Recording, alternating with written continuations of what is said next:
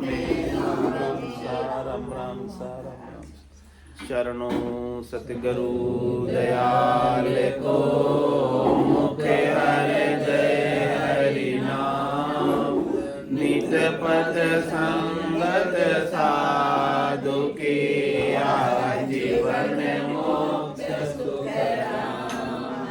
अनबे पद पर काश के दायक सतगुरु राम अनंत कोटि जन साय की आय करूं प्रणाम सतगुरु को एको शब्द मन कोई लेवे मान तो सहज होत है संत दास मुश्किल सो आसान भक्ति भक्त भगवंत गुरु चतुर नाम बपुए जिनके पद रज परसता नासत विघ्न अनेक सब धरती कागज करो सब वन कलम कटाय सात समुद्र शाही करो सतगुरु गुण विज्ञान जाय राम राम राम राम। आप सभी के अंदर विराजमान परमात्मा के पावन चरणों में प्रणाम। राम राम राम राम सब जनो राम राम सब स्वामी जी श्री रामचरण जी महाराज की 90 वाणी ग्रंथ प्रहलाद चरित्र होली के अवसर पर चल रहा है। महाराज भगत की परिभाषा दी है, साधना करने वाले भक्ति करने वाले जन का स्वभाव कैसा होता है और देवताओं का क्या कर्तव्य है वो भी बताया है। हिरण्यकश्यप की पत्नी कयाधु को इंद्र हर कर ले गया था प्रहलाद को हरने के लिए, हतने के लिए। तो रास्ते में नारद जी मिल गए थे और उन्होंने दया करके, क्योंकि भक्तों का स्वभाव दया करने का होता है, कृपा करने का होता है,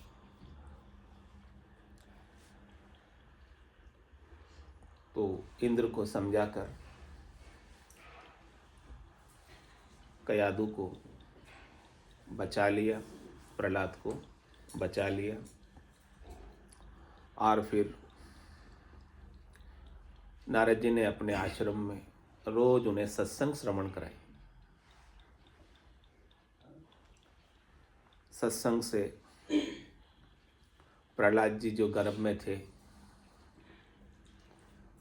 उनको ज्ञान प्राप्त हो गया।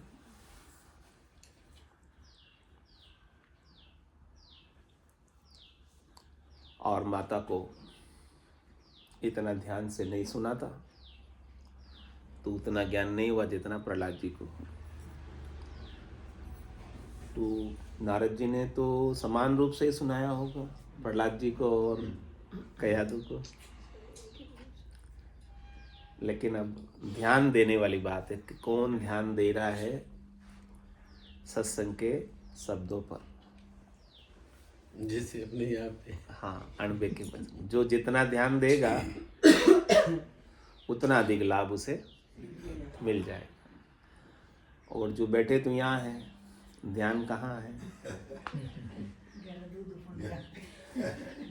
तो फिर उनके सत्संग का शब्द एक भी पल्ले। यहाँ एक जिज्ञासा आती है कि एक तरफ जब वो क्या ना अर्जुन की पत्नी सुभद्रा को तो नींद आ गई और अंदर गर्भ के जीव को भी कैसे नींद आ गई।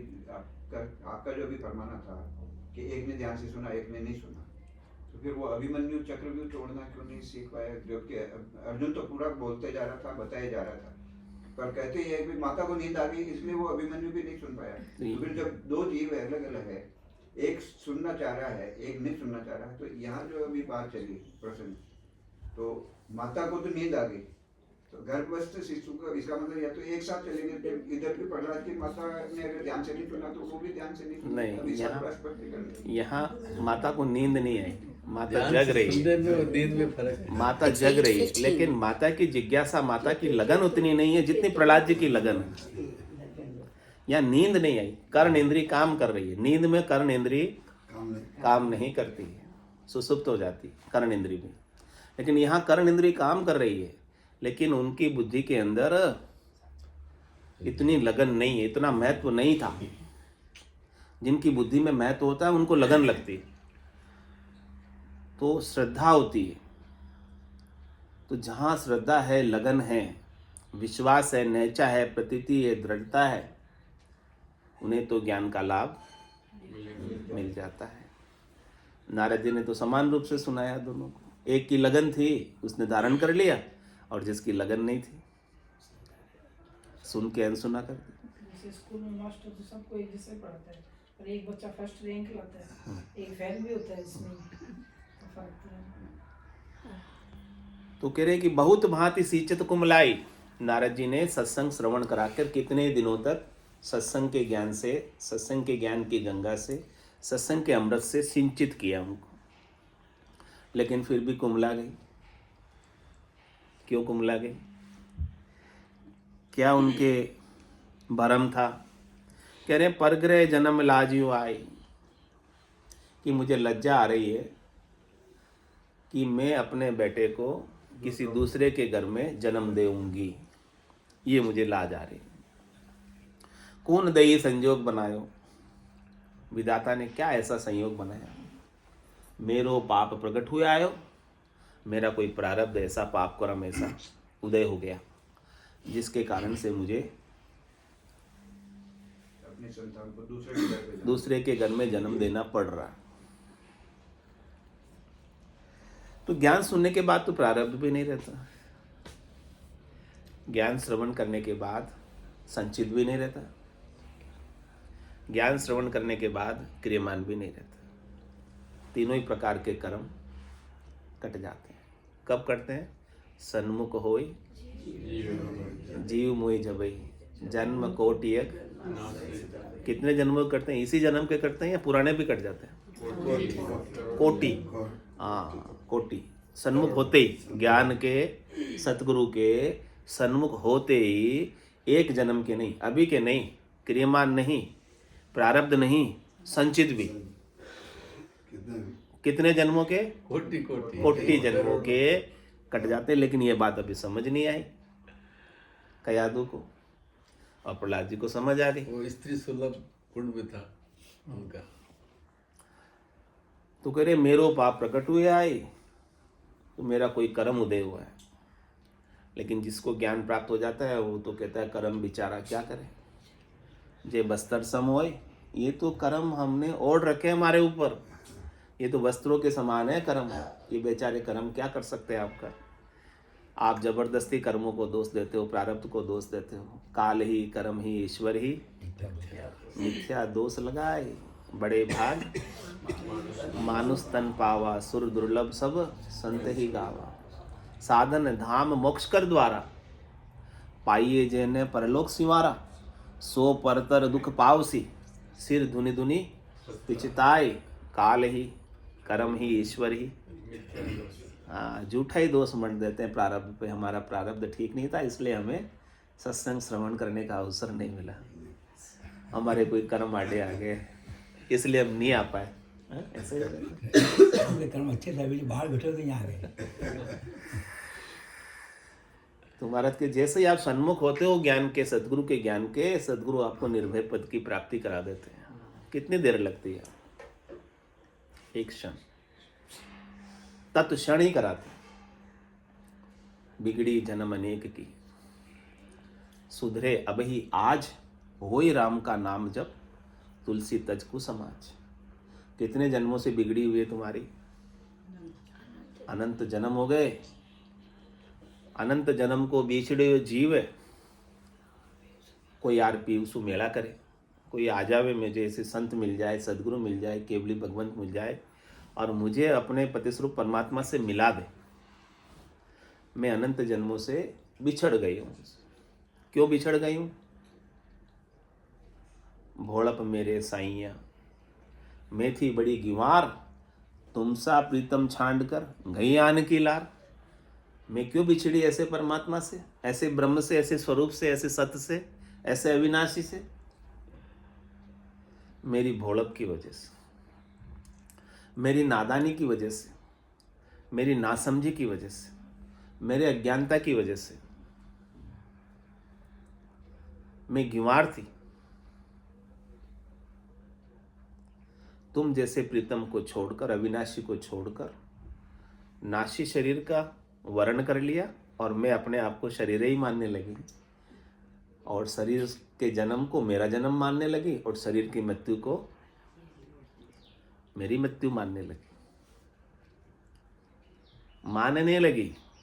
है नहीं वास्तव में, शरीर के जन्म से आपका जन्म नहीं है, क्योंकि आप तो शरीर के जन्म के पहले भी थे या नहीं थे, और आप शरीर के मृत्यु के बाद भी रहोगे कि नहीं रहोगे?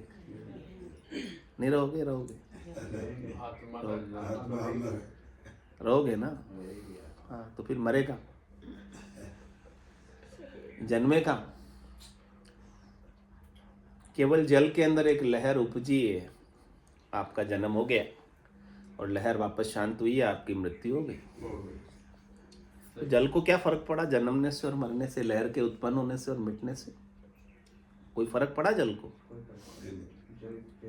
जल जल ही रहा। एक प्रतीति हो रही थी लहर की, वो प्रतीति मिट गई। आभास था एक, वो आभास मिट गया। सदगुरु हमें ऐसा ज्ञान देकर हमें मृत्यु के भय से भी मुक्त कर देते। डॉक्टर नहीं कर सकता आपको मृत्यु से, हॉस्पिटल जाके ठीक होके आ जाओगे, फिर क्या गारंटी वापस बीमार नहीं पड़ोगे? या डॉक्टर के पास ऐसी कोई गोली नहीं है, इंजेक्शन नहीं है, दवाई नहीं है कि आपको मरने से बचा ले। है क्या कोई? डॉक्टर भी मर जाता है। बोलते देखो अब क्या करें इसका। न डॉक्टर के पास है, न वैज्ञानिक के पास है, न साइंटिस्ट के पास है, किसी के पास इस मृत्यु का इलाज नहीं है। असाध्य रोग है। इस मृत्यु का इलाज सदगुरु के पास, आध्यात्म के पास। राम नाम की औषधि ऐसी दवाई है हमारे पास, जो अटपेरी खाए, राम चरण रुचपुच रहे, 84 कट जाए। ऐसे आपको सतराम की औषधि दे देंगे, अविनाशी की औषधि दे देंगे, नहीं मरने वाले की औषधि दे देंगे, दवाई दे देंगे। नहीं मरने वाले का आपको बोध करा देंगे, आपको अपने स्वरूप का बोध करा देंगे कि आप वास्तव में हो कौन। मान रहे हो अपने को मरने वाले, लेकिन आप मरने वाले हो ही नहीं। मरता कौन है? आवागमन कौन करता है? जीव। आवागमन में जीव जाता है, मरता शरीर है। आप न तो आवागमन करते हो और न आप मरते हो, आप सर्वत्र रहते हो। परंतु एक बात है कि मृत्यु बहुत मुश्किल से मिलती। मृत्यु तो सबकी होती है। नहीं, बहुत मुश्किल से आती है। किसकी? हमारे माता जी कहती थी 100 बिच्छुओं के डंक मारने से जब मृत्यु आती है वैसी मृत्यु आती है। मृत्यु सही तरीके से जल्दी नहीं आती। मृत्यु तो शरीर की होती है, किसी की जल्दी हो जाती है, किसी की देर से हो जाती है। कोई जन्मते ही पहले दिन ही मर जाता है। उसकी तो फिर मृत्यु जल्दी आ गई। हाँ, कोई शरीर का जितना काल है, हाँ, शरीर का जितना समय है उतने समय वो शरीर काल के अधीन है। शरीर काल का 3 लोक भवन चतुर्दश, एक काल को ग्रासा, सदगुरु मेहर बिना नहीं छूटे, जन्म मरण भव त्रासा। 3 लोक और 14 भवन, यानी पाताल लोक, मृत्यु लोक, स्वर्ग लोक, तीनों लोक और इनके 14 भवन, 7 नीचे के, तल वितल सुतल तलातल रसातल महातल, 7 ऊपर के, भूर भूव स्वह सत तप जन महर, ये सारे ऊपर के 14 लोक, 14 भवन, इन भवनों में निवास करने वाले 84 लाख प्रकार के प्राणी, जिनके अंदर प्राण का संचरण हो रहा है, इसलिए प्राणी कहलाते हैं। जिनमें प्राण नहीं है वो प्राणी नहीं है। 84 लाख प्रकार के प्राणी काल का ग्रास है, काल का आहार है, काल का चारा है, यानी काल सबको खाता है। काल किसी को छोड़ता, लेकिन सदगुरु क्या कह रहे हैं? काल के माथे पग धरूं, क्या किसके माथे पे पांव रखूं? काल के माथे पग धरूं, सदगुरु के उपदेश।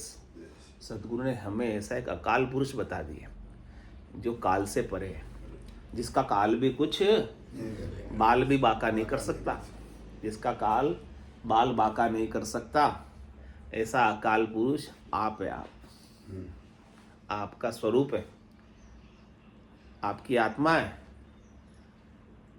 काल आत्मा को नहीं मार सकता,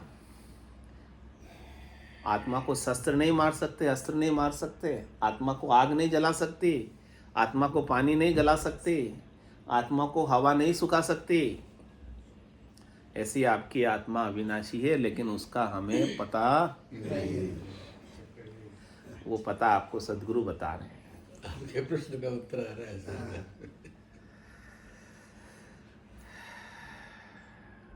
तो नारद जी कहते हैं कयादु को, हिरण्याकश्यप की पत्नी को, पुत्री बहनी सुनरी बाई, होसी पुत्र अपने घर जाई। होई प्रसन्न ऋषि आशिका दीनी, माता तब ही शीश धर लीनी। वहाँ हिरण्याकश्यप तपस्या मांडी, इंद्री मन तन ममता खांडी। असुर ऊर्ध्व तप ठान्यो भारी, चरण अंगुष्ठ दे आधारी। सकल देव गण भय दुराखे, तब सुर जाय विरंचहि भाके। कियो उग्र तप देह सुखानी, भय मान देवगण बोले माणी। तो नारद जी ने कहा, उनके भ्रम का नाश किया। माता को भ्रम था कि मेरा ऐसा कोई प्रारब्ध उदय हुआ जिसके कारण से मुझे अपने पुत्र को किसी दूसरे के घर में जन्म देना पड़ रहा है।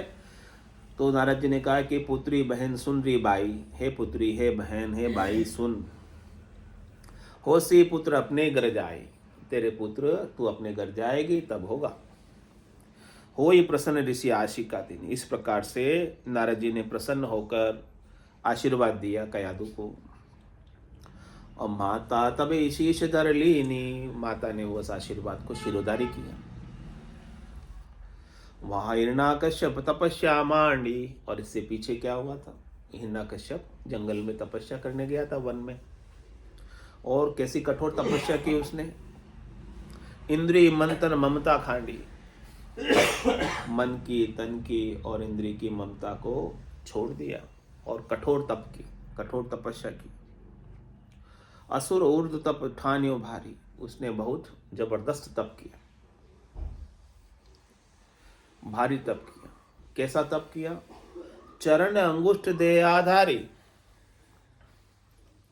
पांव के अंगूठे के ऊपर खड़ा होकर तप किया, पांव पे नहीं। हाँ, कोई पांव पे खड़े होते तो खड़ेश्वरी बन जाते हैं, खड़े रहते हो, लेकिन वो तो अंगूठे पे खड़ा हो गया। कितना भारी तप किया। इतना भारी तप करके सकल देवगण भरे भये दुराखे। सब देवता दुखी हो गए। अब देवताओं को भी दुख लगा रहता है, चिंता लगी रहती है। स्वर्ग में कोई सुखों की कमी है? हाँ, मनवांछित भोग बिना ही कुछ प्रयास किए प्राप्त हो जाते हैं स्वर्ग में। लेकिन देवता को चिंता कभी मिटती नहीं, इतने सुख होने के बावजूद।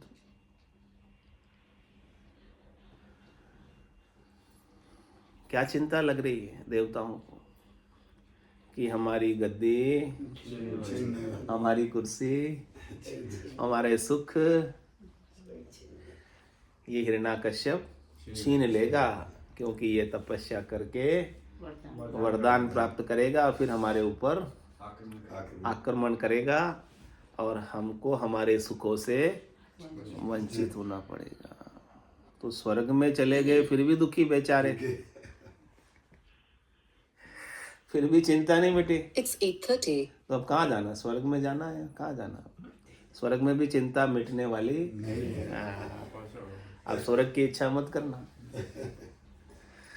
मरने के बाद कहाँ जाना? स्वर्ग में ना, वहाँ भी चिंता है, वहाँ भी दुख है, वहाँ भी भय है, वहाँ भी त्रास है।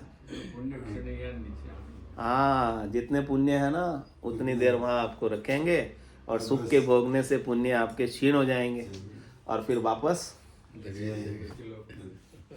मृत्यु लोक गच्छन्ते, जाओ वापस जाओ। आपने सुख पुण्य पुण्य तो सब सुख का भोग यहाँ कर लिया, अब आपके पाप बाकी रह गए, जाओ पाप को भोगने के लिए पशुओं की योनि धरो। तो ऐसे ही हो रहा है। सकल देव गण भय दुराखे, सब सकल लगाया, एक देवता की बात नहीं कर रहे हैं, छोटे मोटे देवता से लगाकर देवताओं के राजा इंद्र तक दुखी है, उनको भी डर सता रहा है, उनको भी चिंता सता रही है। कोई तन दुखी, कोई मन दुखी, कोई धन में फिरत उदास, थोड़े थोड़े सब ही दुखी, सुखी राम का दास। तो सकल देव गण भय दुराखे, तब सुर जाय विरंचे भाके। तो सब देवता मिलकर कहाँ चले गए? ब्रह्मा जी के पास चले गए। उनको जाकर पुकारने लगे। क्या पुकारने लगे? कि यो उग्र तप देह सुखानी, भय मान देवगण बोले बाणी। इस हिरण्याकश्यप ने बहुत कठोर तप किया, कठोर तपस्या की है और इसने अपनी देह को सुखा दिया, इतनी तपस्या की। तो बोले हमें बहुत डर लग रहा है अब इससे, इसलिए कोई तपस्या करते हैं या कोई भजन भी करते हैं तो इंद्र क्या करते हैं, उनको मोगनियाँ भेज देते हैं, अप्सराएं भेज देते हैं उनके तप को खंडित करने के लिए। तो देवगण उवाच में सब देवता क्या प्रार्थना करते हैं ब्रह्मा जी से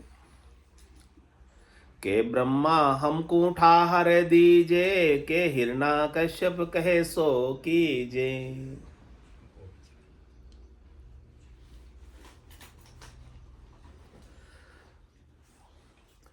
तपस्या बहुत करी अधिकारी, देवपुरी कंपत है सारी।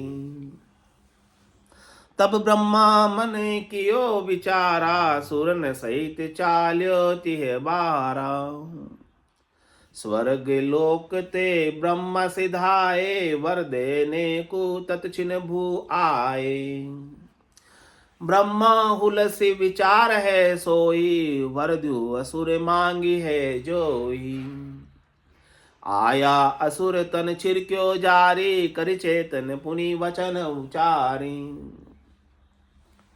तो अब पता तो था ही देवताओं को कि भाई इसने इतनी कठोर तपस्या की है और ये वरदान तो मांगेगा कुछ न कुछ, तो अपन पहले ही मीटिंग कर लो वरदान देने वाले से, पहले उन्हें समझा दो कि तुम ऐसा कोई वरदान न दे देना जिससे हमें नुकसान।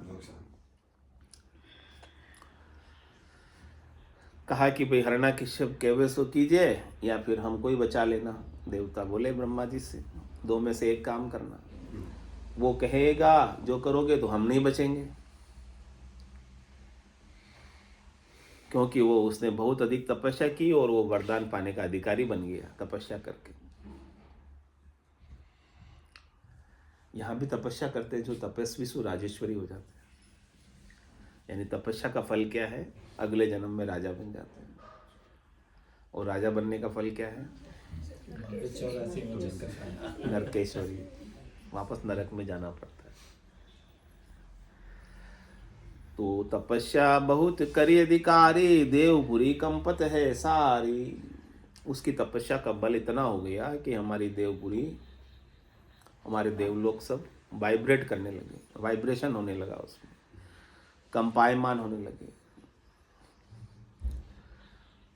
तो ब्रह्मा जी ने मन में विचार किया चलो देखते हैं, कुछ ना कुछ तो करना पड़ेगा, दोनों पक्षों की बात रखनी पड़ेगी। तो सब देवताओं सहित चले और स्वर्ग से ब्रह्मा जी मृत्युलोक में आए, जहाँ हिरण्यकश्यप तपस्या कर रहा था। और ब्रह्मा जी ने प्रसन्न होकर कहा, हे हिरण्यकश्यप, मैं तेरी तपस्या से प्रसन्न हुआ, मांग तुझे क्या चाहिए। उनके ऊपर अपने कमंडल से जल छिड़का और उसको समाधि से बाहर निकाला, तपस्या से बाहर निकाला और पूछा, क्या चाहिए तुझे। ब्रह्मा जी ने कहा, उठ बच्छ क्यों तन को दाहे, मांगो बर जो मन में चाहे। ब्रह्मा ऐसी गिरा उचारी, जब असुर मन हर्ष्यो भारी। उठ बच्चा उठ, हे वत्स उठ, तू अपने तन को क्यों जबरदस्ती कष्ट दे रहा है, क्यों जला रहा है, क्यों सुखा रहा है। मांग तेरे मन में जो इच्छा हो, तेरी जो मनोकामना हो, तेरा जो मनोरथ हो, बोल क्या मनोरथ तेरा, क्या इच्छा है। तू क्या इच्छा को लेकर तूने इतनी कठोर तपस्या की। जब ब्रह्मा जी ने उसे ऐसा कहा, मांग वर मांग, ओहो, हिरण्यकश्यप के मन में तो बहुत खुशी हो गई कि आज मेरी तपस्या का फल मिलने का समय आ गया। तो हिरण्यकश्यप ने क्या मांगा, शस्त्र अग्नि जल विष भय नाहि, रेण दिवस बाहिर घर माही। शत्रु संकट कबौ नहीं होई, मन बच करम देहु बर सोई। नर नाहर अरु आले सूके, स्वर्ग पाताल अरु ऊपर भूके। जंतर मंतर जो धारण माई, ते ठोर मम मृत्यु जे नाही। ब्रह्म सृष्टि में मरु न कबहूँ, हो ब्रह्मा कयो यू जब हूँ। बरले असुर हर्ष्यो माही, सब में हरि गति जाने नाही। दिव्य सतवर्ष तहाँ तप कीनो, हुए प्रसन्न ब्रह्मा वर दीनो। इस प्रकार से ब्रह्मा जी ने प्रसन्न होकर उसे वरदान दे दिया, जो मांगा वो दे दिया। और वो मांगने में बहुत चतुर था, होशियार था। उसने क्या क्या मांगा कि मैं शस्त्र से मरूं नहीं, मैं अग्नि से जलूं नहीं, जल मुझे मार नहीं सके, जहर मुझे मार नहीं सके, रात में मरूं नहीं, दिन में मरूं नहीं, घर में मरूं नहीं, बाहर मरूं नहीं, और कोई शत्रु का संकट मुझे कभी नहीं हो, यानी मेरा कोई शत्रु रहे ही नहीं, मैं ही सबसे सर्वे सर्वा रहूं, सब मेरे अधीन रहे।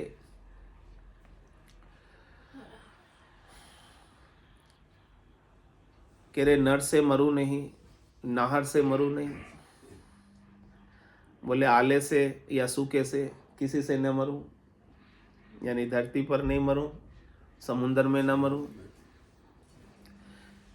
कि नहीं कि स्वर्ग में न मरूं, पाताल में न मरूं और धरती पर भी न मरूं, तीनों जगह न मरूं।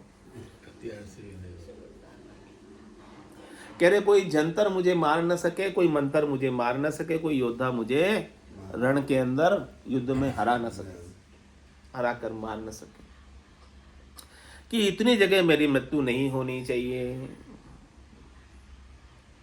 और करे ब्रह्म सृष्टि में मरो न कबू, ये जो ब्रह्म की सृष्टि है, ये संसार है, इस संसार में मैं कभी मरू ही ना।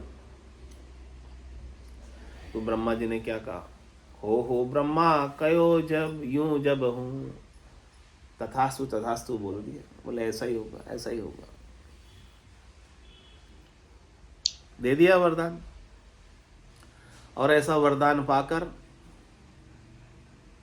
बहुत खुश हो गया। अब तो वो फूला नहीं समाता।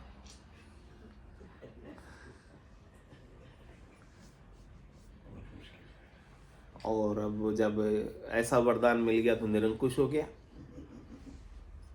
अब बोले कि भगवान हूं तो मैं ही हूं। और कोई भगवान नहीं है। नहीं, सर्वे सर्व सर्वे सर्वा हूँ तो मैं ही। सब में हरि गति जाने ना, हरि सब में है, इसको भूल गया। अहंकार आ गया उसे, वरदान प्राप्ति का उसे अहंकार हो गया।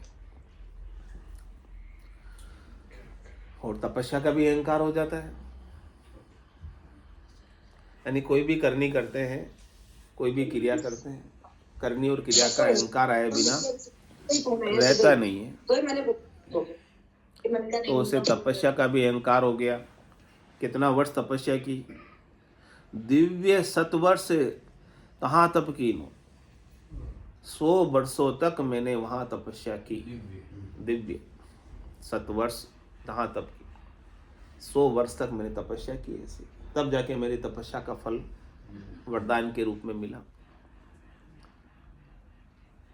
और ब्रह्मा जी ने प्रसन्न होकर मुझे ऐसा वर दिया।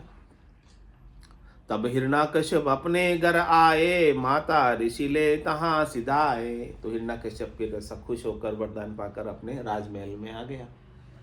और वो ऋषि भी कयादू को लेकर उससे पहले ही आ गए। गर्भ समय पूर्ण भयो आई, प्रहलाद जब जन्म्यो जाई। जन्म भयो दिव्य दुंदुभि बाजे, सुर नर सकल आरती साजे। सब संतन के मन आनंदो, अंतर जामी है गोविंदु। 1 वर्ष 2 3 रुचारी, 5 वर्ष के भक्ति संभारी। गर्भ ज्ञान समृद्धि सो आई, राम भजन लाग्यो सुध पाई। धीरजवंत नीति लिया भारी, धर्म दया अरु ज्ञान विचारी। प्रगट कमाई अगली भासी, ले उग से नाम सुख राशि। प्रेम मगन आनंद में झूले, देह दिशा नक्श किलु भूले। इस प्रकार से गर्भ का समय पूर्ण हुआ और प्रहलाद जी का जन्म हुआ। और जब जन्म हुआ प्रहलाद जी का, तो उसमें दुंदुभी बाजे बजे, देवताओं ने खुशी मनाई। और सब देवताओं ने, मनुष्यों ने आरती की। और सब संतों के मन में बहुत आनंद हुआ कि कोई भगत का जन्म हुआ है राक्षस के घर में। ऐसे गोविंद से परमात्मा अंतर्यामी है, सबकी जानते हैं, सबकी सुनते हैं, उन्हें कहने की जरूरत नहीं पड़ती है। 1 वर्ष 2 3 रुचारी, 5 वर्ष के भक्ति समारी। बालक थे, 1 वर्ष के हुए, 2 हुए, फिर 4, फिर 5 के हो गए। और 5 वर्ष के होते ही उन्होंने तो राम नाम का सुमिरन करने लगे, भक्ति करने लगे। अब 5 वर्ष के बालक तो खेलने कूदने में मस्त रहते हैं, और प्रहलाद जी तो विलक्षण निकले। वो तो 5 वर्ष की अवस्था में ही भक्ति करने लगे। और धर्म दया और ज्ञान विचारी, जीवों पर दया करना, धर्म पर चलना, ज्ञान पर विचार करने लगे 5 वर्ष के बालक। तो ऐसा लगा कि प्रगट कमाई अगली भासी, ये कोई अगली कमाई है, अगली पुण्याई है जो भी प्रकट हुई है।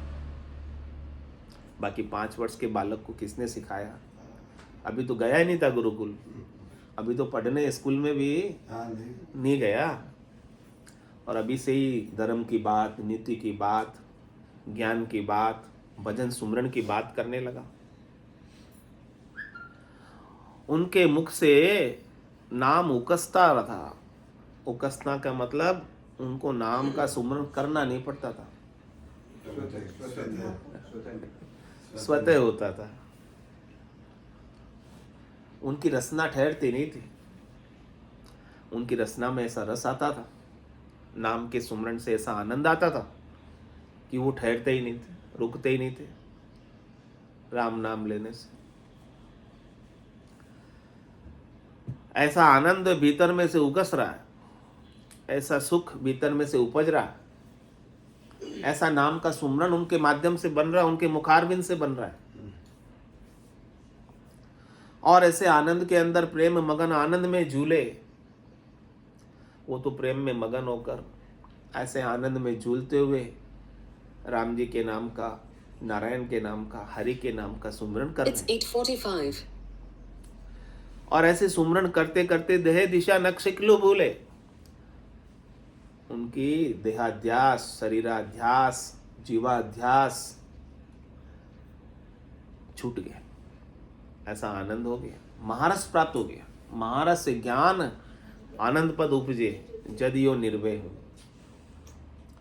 ऐसे स्वरूप के बोध का, सत्य के बोध का संतों के द्वारा, सतगुरु के द्वारा, केवली भगवंतों के द्वारा महारस हमें प्राप्त हो जाता है, तब हमें निर्भयता आती है, निश्चिंता आती है, निशोकता आती है, निशंकता आती है, निडरता आती है। तो वही निडरता प्रहलाद जी को आ गई, निर्भय पद को उन्होंने प्राप्त कर लिया ज्ञान के श्रवण करने से। और वो अपनी देह की दशा को, देह की दिशा को, देह के सुखों को, देहाध्यास को, शरीर के सुखों को, मन के सुखों को, इंद्रियों के सुखों को भूल गए। बोले ये मेरे किसी काम के नहीं, ये क्षणिक सुख, नाशवाद सुख मुझे नहीं चाहिए, मुझे तो शाश्वत सुख चाहिए, हमेशा का लील विलास आनंद चाहिए। जो सुख चाहे तू सदा चरण राम की ले, के नानक मेरे मना। ये दुर्लभ मानुष सुख का सागर राम है, दुख का भंजन हार राम चरण तजिए नहीं, बजिए बारंबार। तो ऐसा देहाध्यास छूटना है, छोड़ना है, तो सदगुरु की कृपा से छूटता है। सदगुरु जब हमारे ऊपर कृपा करते हैं तो हमें स्वरूप का बोध होता है, सत्य स्वरूप का बोध होता है, आनंद स्वरूप का बोध होता है, यथार्थ स्वरूप का बोध होता है, वास्तविक स्वरूप का बोध होता है, और सतराम का सुमरण बनता है हमारे से। और सतराम को हम कहाँ पाते हैं? जिन पाया जिन गट ही पाया, बायर फिर जन्म गमाया। जिसको भी मिला है अपने गट में मिला है पहले,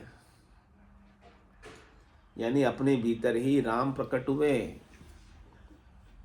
आपके भीतर जब तक राम प्रकट नहीं होंगे तब तक बाहर भी आपको राम दिखाई नहीं देंगे।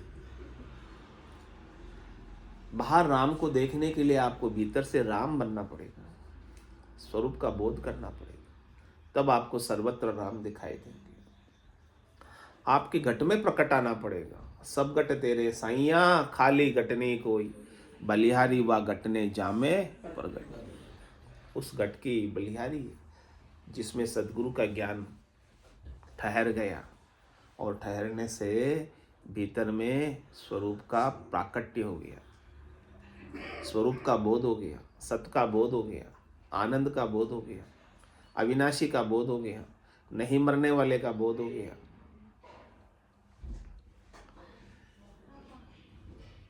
ऐसा ही ज्ञान हमें भी प्राप्त हो जाए सदगुरु की कृपा से। बोलो राम सदगुरु देव जी महाराज ने धन्य हो परम दयाल सदगुरु सुखराम जी महाराज ने धन्य हो।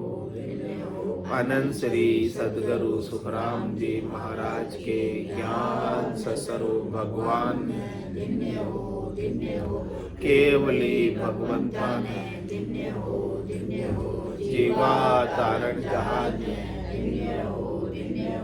मोक्ष के मालिका ने, अनंत कोटि संतान ने, राम सभा में राम राम सा राम राम सा राम राम।